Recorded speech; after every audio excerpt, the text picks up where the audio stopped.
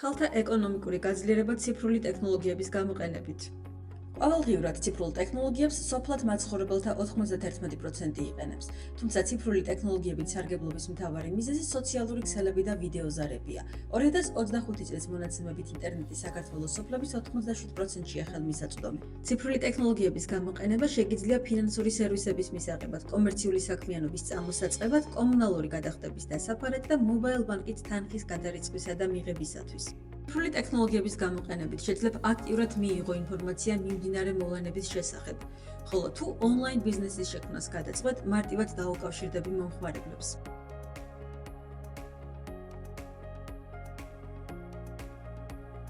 თუ ცხოვრობ სოფლად და ქმნის სხვადასხვა პროდუქტს, მხოლოდ მობილური ტელეფონი და ინტერნეტი საკმარისია, რომ იმუშაო და წამოიწყო ბიზნესი სახლიდან გაუსვლელად. ამისათვის კი სულ რამდენიმე აპლიკაციისა და პროგრამის ცოდნაა საჭირო. თუ სარგებლობ სოციალური ქსელებით, როგორებიცაა Facebook, Instagram, TikTok ან YouTube და იცი მათი გამოყენება, სწორედ ეს აპლიკაციები შეგიძლია გამოიყენო პოტენციურ მომხმარებლებთან დასაკავშირებლად და საკუთარი ბიზნესის გასაფართოვებლად. სოციალურ ქსელებში ბიზნეს გვერდის შექმნა უფასოა. ეს საშუალებას მოგცემს მარტივად და დანახარჯების გარეშე შექმნა საკუთარი მცირე ბიზნესის გვერდი და გახადო ხილული ათასობით პოტენციური კლიენტისათვის.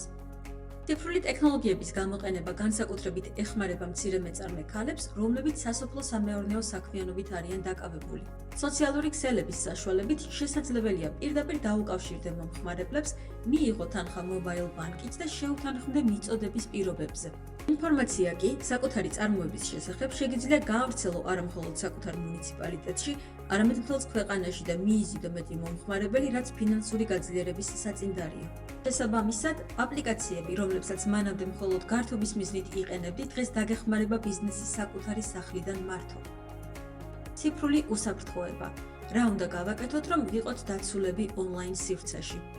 არასოდეს გაუზიარო პაროლი ან პერსონალური კოდი სხვას. არ გახსნა საეჭვო ბმულები, ეს შეიძლება იყოს ფიშინგი.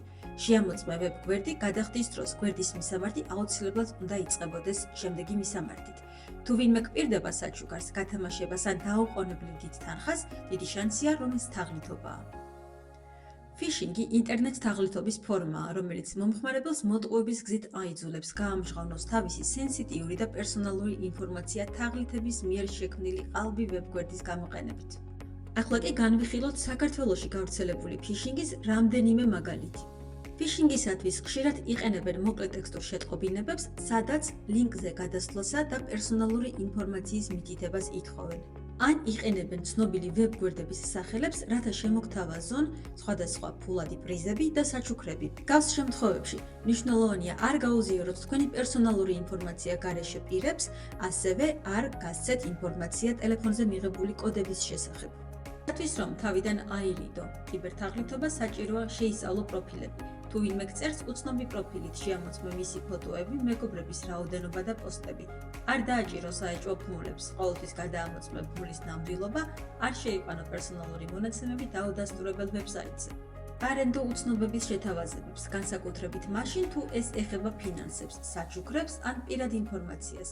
რეგულარულად განაახლე პაროლები და სოციალურ ქსელებში ჩართე ორფაქტორიანი ავთენტიფიკაცია. საბოლოოდ კი გაითვალისწინე, რომ სოციალური ქსელები ბევრი სარგებლის მომტანია, მაგრამ იქვე ბევრი საფრთხეც არსებობს.